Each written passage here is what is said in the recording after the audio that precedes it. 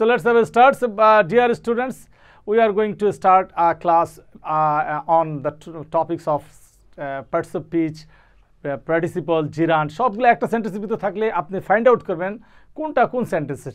So এটা একটা find out করার জন্য আপনাকে দিয়েছে, আর কিছুই না। Being a teacher, he helped a student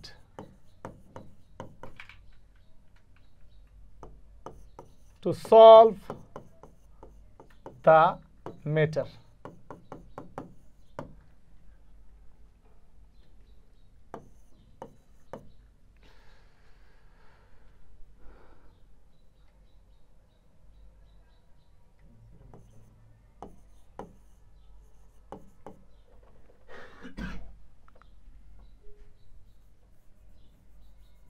এখানে আমরা একটা উইক স্টুডেন্ট দিয়ে দিলাম।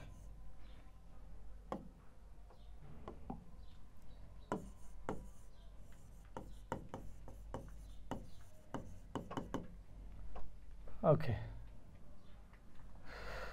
তো আমরা লিখলাম বিং এ টিচার, শিক্ষক হওয়ার কারণে বা শিক্ষক হওয়ায় হি হেল্পড এ উইক স্টুডেন্ট, একজন দুর্বল ছাত্রকে সে সাহায্য করেছিল টু সলভ দ্য ম্যাটার, বিষয়টা সমাধানের জন্যে। তো এখানে আপনাকে প্রশ্ন করা হচ্ছে যে আপনি প্রেজেন্ট পার্টিসিপল কোনটা, ইনফিনিটিভ কোনটা, ডিটারমিনার কোনটা, হেডওয়ার্ড কোনটা, এই শব্দগুলোকে আপনি প্রশ্ন করা হচ্ছে। তো ফার্স্টে জিজ্ঞেস করা হলো মনে করেন যে আপনাকে ইনফিনিটিভ কোনটা, তাহলে একবার শিখে গেলে আপনি সারা জীবন বলতে পারেন যে এটাকে ইনফিনিটিভ বলা হয়। আমি লিখলাম যে ইনফিনিটিভ ফাইন্ড আউট করেন। তখন আপনি যেই সমস্ত বাক্যর শেষে টু আছে এবং ভার্ব আছে সাথে, এটাকে বলা হয় ইনফিনিটিভ। তাহলে এখানে খুঁজে বের করেন কোনটার ভিতরে টু আছে লেখা, কতটুকু, তাহলে ডেফিনেটলি আপনি এতটুকু যাবেন, এটা হচ্ছে ইনফিনিটিভ। কারণ কি, টু প্লাস V1, তাহলে ইনফিনিটিভ শিখে গেলেন। আর এটার অর্থ হলো জন্য বোঝায়, টু প্লাস টু সলভ, উত্তর হয়ে গেল আপনার, এক পেয়ে গেলেন, বাস, রাইট। এখন যদি জিজ্ঞেস করা হয় যে আপনার ফিনাইট ভার্ব কোনটা, দেখেন কত কিছু জানতেছেন, জানলে তো দোষ নাই, স্পিকিংও করলেন, জানলেনও। ফিনাইট ভার্ব হচ্ছে সাবজেক্টের সাথে যেটা চেঞ্জ হয়, যেটা নিয়ন্ত্রণ হয়, কন্ট্রোলিং হয় সাবজেক্টের সাথে। সাবজেক্ট বুঝেন হি, সি, আমি, তুমি, সে। খোঁজাই বের করেন, এই যে দেখেন লেখা আছে হি, এই যে হি এর সাথে, এই হিটা হলো সাবজেক্ট, এইটার সাথে যে ভার্বটা থাকবে এটাকে বলা হয় finite verb. Clear? Are you clear? হ্যাঁ, thank you, response please. So আমরা দেখতে পারেন যে একজন স্টুডেন্ট বলতেছেন, so please come here, I just call up you, my boy. Hi. Acha. How are you, sir? I'm fine. You're looking so handsome. As my very, very handsome boy looking. So please tell me, how will you sure that this infinitive? Infinitive যদি চিনতে হয় সেটা আমাকে মনে রাখতে হবে যে two এর সাথে আবার ভার্ব থাকবে। ভার্ব হচ্ছে Absolutely right. He gets a good thanks for him. আসলে উনি বুঝতে পেরেছেন যে টু এর সাথে একটা ভার্ব যদি থাকে তো এটাকে বলা হচ্ছে ইনফিনিটিভ। এবার বলেন যে আপনি শিওর হন যে কোনটা ফিনাইট ভার্ব, কিভাবে বুঝতে পারবে? ফিনাইট ভার্ব হবে সাবজেক্টের সাথে যেটা থাকবে, বলেন। সাবজেক্টের সাথে যেটা থাকবে সেটা হচ্ছে আমাদের ফিনাইট ভার্ব। তো এখানে সাবজেক্ট কোনটা? এখানে হি হচ্ছে সাবজেক্ট, হচ্ছে আমরা ফাইনাইট ভার্ব। হ্যাঁ, বাস, ফাইনাইট ভার্ব। এইবার আমরা এখানে লিখে দিতে পারি help. No, don't go outside. I will take sometimes some more question to you. Are you feel nervous? No. Thank you very much. Thanks. Okay, have a seat. Just have a seat. Okay, I will call you later on. তো একজন স্টুডেন্টকে জিজ্ঞেস করে দেখলাম যে আসলে সে কি বলতে চায়। এখানে হেল্পটা হচ্ছে ফিনাইট ভার্ব। ওকে, সো নাও আমরা আসি পার্টিসিপল। পার্টিসিপল হচ্ছে দুই প্রকার, present participle, past participle. So present participle হচ্ছে আইএনজি। বলেন কোথায় আইএনজি লেখা আছে? Can you find out anywhere in the sentence? Can you find? Here it is. এই যে দেখেন একটা আইএনজি পেয়েছেন, এইটাই হচ্ছে পার্টিসিপল। তো this is called present participle. আপনি পার্টিসিপল চাইলে, আপনি প্রেজেন্ট পার্টিসিপল চাইলে, আপনি প্রেজেন্ট পার্টিসিপল, অনেক সময় শুধু পার্টিসিপল লেখা থাকবে, তাহলে আমরা বলে দিলাম BEING, this is present participle. এখন একটা সেন্টেন্স লিখলে আপনি তো অনেক চট করে এখন বলতেও পারবেন যে আসলে কোনটার নাম কি। Infinitive, that means 2 + V1। Present participle, that means ING। এখন যদি বলা হয় যে ফিনাইট ভার্ব, এই যে হেল্প ভার্ব সাবজেক্টের সাথে আছে, এভাবে আপনি নিজে জেনে যাবেন কোনটার নাম কি, পরিচয় জেনে গেলেন। জানতে দোষ কি ভাই, স্পিকিংও করলেন, জেনেও গেলেন। অনেক সময় বাচ্চাকে পড়াইতেও আপনি সুবিধা করতে পারেন। আমি কিভাবে আইডেন্টিফাই করব যে পাস্ট পার্টিসিপল কোনটা?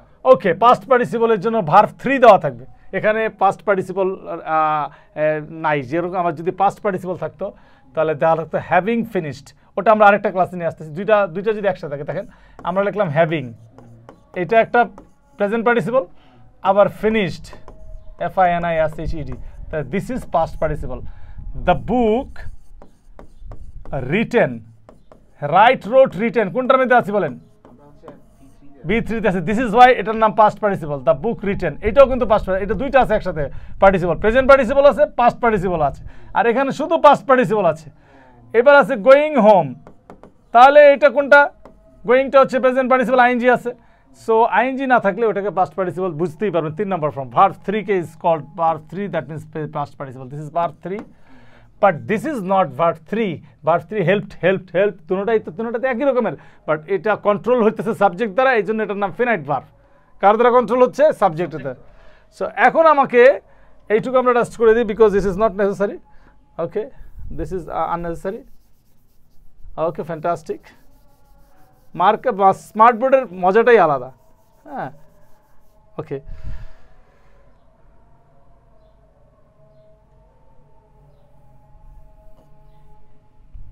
আচ্ছা, এখন আমরা যদি পার্টিসিপলও বুঝে গেলাম, এখন আসেন আমার ডিটারমিনার, মডিফায়ার, হেডওয়ার্ড, এই তিনটা জিনিস একসাথে থাকে।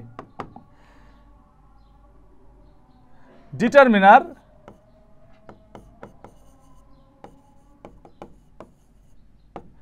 মডিফায়ার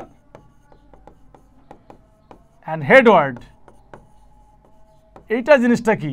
এই তিনটাকে একসাথে বলা যায়। দেখেন, এ উইক স্টুডেন্ট, এ হচ্ছে ডিটারমিনার, উইক হতেছে মডিফায়ার, হেডওয়ার্ড হচ্ছে এইচ। তাহলে তিনটা পেয়ে গেলেন। এখন ডিটারমিনার কোনটা বলেন? ডিটারমিনার হচ্ছে a, okay, not an, okay, just a minute, okay. আর মডিফায়ার হচ্ছে উইক। মডিফায়ার দ্যাট মিনস হচ্ছে অ্যাডজেক্টিভ। হেডওয়ার্ড হচ্ছে আমার student.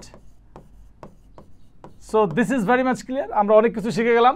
Infinitive, finite verb, participle, determiner, modifier, headword, as well as the past participle. আজকে এতটুকুই আপনাদেরকে। Just একটা ক্লাসের মধ্যে কিছু প্রশ্ন করা হলে যে আপনি এই শব্দগুলো কেউ জিজ্ঞেস করলে আপনাকে আর কেউ থামাতে পারবে না, কারণ শিওর আপনি যে এটা পেরে গেছেন। ইনফিনিটিভ 2+ থাকবে, ফিনাইট ভার্বে একটা সাবজেক্টের সাথে থাকবে, পার্টিসিপল আইএনজি বসবে অথবা ভার্ব 3 হবে। আইএনজি বললে প্রেজেন্ট পার্টিসিপল। এখানে আমরা মেনশন করে দিই যে প্রেজেন্ট পার্টিসিপল কিনা এটা, তাহলে আইএনজি দিয়ে দিবেন। অনেক সময় জিরান্ডও বলবে, জিরান মানেও আইএনজি, প্রেজেন্ট পার্টিসিপল। আর আইএনজি ডিটারমিনার বললে এ এন দিয়ে আর্টিকেল বলে দিবেন। মডিফায়ার হচ্ছে মাঝখানে যে ওয়ার্ডটা উইক, এটা হচ্ছে একটা অ্যাডজেক্টিভ। আর হেডওয়ার্ড হচ্ছে স্টুডেন্ট, এটা হচ্ছে নাউন বা যে কোনো শব্দ, মূল শব্দের আগে। এখানে আরও একটা মডিফায়ার হেডওয়ার্ড আছে, এই যে দেখেন, এই যে ডিটারমিনার, এইটুকুর ভিতরে যদি খেয়াল করে যায়, এটা ডিটারমিনার, এটা হচ্ছে হেডওয়ার্ড। তো that is very fine for you. আপনাদের সবাইকে ধন্যবাদ। কীরকম ক্লাসটা বুঝতে পারলেন আপনারা জানাই দিবেন আপনার কমেন্টস বক্সে। সবাইকে ধন্যবাদ। Thank you all. আসসালামু আলাইকুম।